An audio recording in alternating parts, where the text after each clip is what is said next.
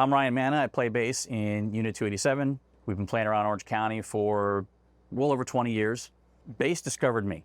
Started off as one of the guitar players in the band, and we lost a member, and we just kind of decided rather than find somebody new, we were going to try with me as the bass player, and we've never changed it ever since then.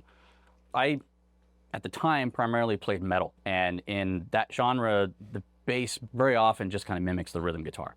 I thought it was just going to be an easier version of guitar, and it's not that at all. It's completely different. It feels different when you're playing it. I mean, you have this block of wood in your hands. It's not a delicate thing. It's a weapon practically. And the sounds coming out of it and the sounds coming out of your amp sound and feel completely different. And it has a different place in the music. Started listening to more players and hearing what they're doing, not in metal, but in other genres. They're playing counter melodies. They're not just thumping along. When I heard players like that, like, oh, they're just not playing along with whatever the guitar player is doing. They're carving out their own space. And that's something I really, really liked.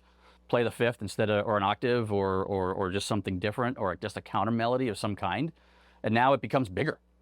Now you have multiple dimensions. I'm in a trio, so I have a lot of space to go ahead and express myself, and I want to express myself. I want to stand out, but also at the same time, I want to push it in another direction. That kind of tends to grab people. And that's what I'll do is I'll switch it up. I'll dive into the melodic aspect of it, the part that everyone's familiar with, and then go right back into the rhythm. In my current band, I have the freedom to kind of do that. I don't have to, I can't really play the same thing as the guitar. I have to find my own space. My first bass rig was borrowed. I don't even know what it was, along with the bass as well. I mean, like I said, I kind of fell into the bass, so I had to go with whatever I had at the time. It wasn't until during some random rehearsal session at a rehearsal studio that I came across an Ampeg SVT-7PRO. It blew my mind. I immediately loved how I sounded through it. I was okay with my tone. I was okay with my tone at the time. It was fine. And I played that SVT-7PRO for about an hour and just loved it. It was guttural. I felt it right here, not just the punch, but just the feeling of having the right sound. And I think I probably just twiddled some knobs and just, this looks like it'll be okay, because there are not that many of them. I just hit the first few notes and was like, oh my God, wow. I was not expecting to sound like this. I fell in love with it immediately. It got to a point where, every time we went back, I would request that amp again and just kept playing. It got to a point where I was looking forward to playing the amp more than I was with rehearsing with the band. It was game on from that point. I knew I had to get my hands on one, and I've not looked back ever since.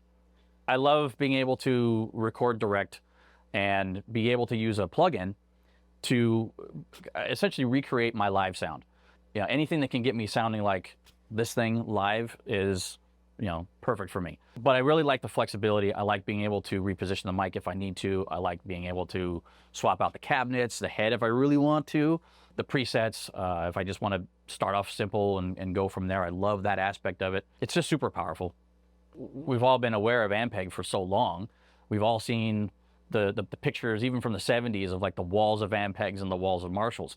That was the standard. Everybody did that. And the guitar player had his thing, and the bass player had the walls of those 8x10s, anywhere from 2 to freaking 12. Like, that was the thing. As a tech for other bands, I've worked on those myself, been very familiar with them. I've had to lug those coffins around, plenty of times. They're fun, but they sound amazing. They've always been in my orbit. I just didn't really have an opportunity until I finally became a full-time bass player to get my own. And I always wanted one. If a brand is doing something for 75 years, they've been doing something right. They're going to be around for a really long time, I'm sure of it. And I look forward to being around along with them for a while, at least anyway, with more and more Ampegs.